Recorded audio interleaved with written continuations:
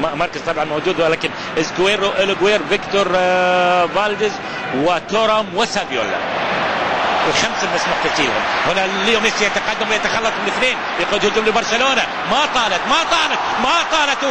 اوه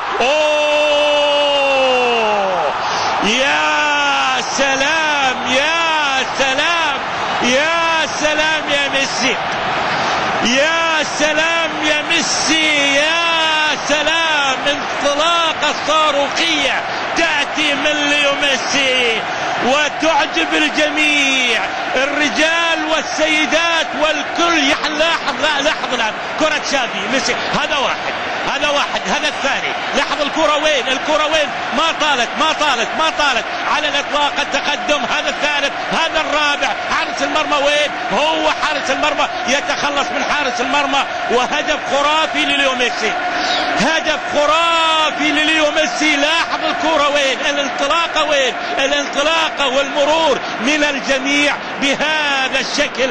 انه ارجنتيني ياتي بهدف من الاهداف الاعجازية اللي ياتي مثلا فيها ارجنتيني كبير اللي هو دييغو ارماندو مارادونا. ليو ميسي يفعل بهذا الشكل اليوم. ليو ميسي